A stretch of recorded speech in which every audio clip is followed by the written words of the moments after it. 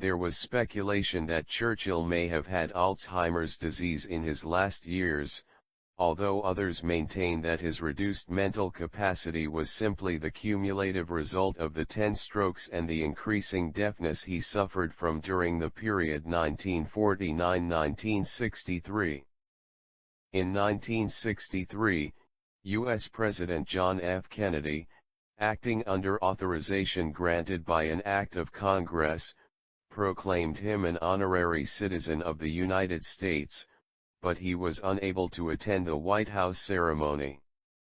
Despite poor health, Churchill still tried to remain active in public life, and on St. George's Day 1964, sent a message of congratulations to the surviving veterans of the 1918 Zebra Grade who were attending a service of commemoration in Deal, Kent, where 2 casualties of the raid were buried in the Hamilton Road Cemetery. On January 15, 1965, Churchill suffered a severe stroke that left him gravely ill. He died at his London home 9 days later, at age 90, on the morning of Sunday, January 24, 1965, 70 years to the day after his father's death. Churchill's funeral was the largest state funeral in world history up to that point in time, with representatives from 112 nations. Only China did not send an emissary.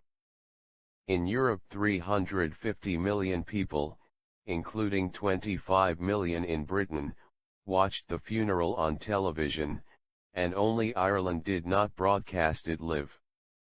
By decree of the Queen, his body lay in state in Westminster Hall for 3 days, and a state funeral service was held at St. Paul's Cathedral on January 30, 1965.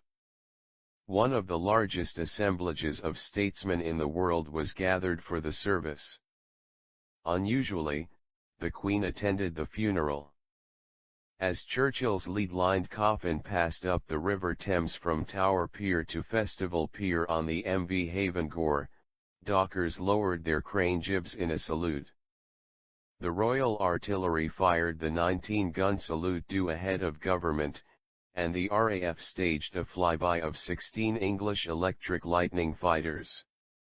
The coffin was then taken the short distance to Waterloo Station, where it was loaded onto a specially prepared and painted carriage as part of the funeral train for its rail journey to Honva Rough, 7 miles northwest of Oxford. The funeral train of Pullman coaches carrying his family mourners was hauled by Battle of Britain-class steam locomotive number 34051 Winston Churchill. In the fields along the route, and at the stations through which the train passed, thousands stood in silence to pay their last respects. At Churchill's request, he was buried in the family plot at St. Martin's Church, Blawton, near Woodstock, not far from his birthplace at Blenheim Palace. Churchill's funeral van, former Southern Railway van S2464S, is now part of a preservation project with the Swanage Railway, having been repatriated to the UK in 2007 from the US, to where it had been exported in 1965.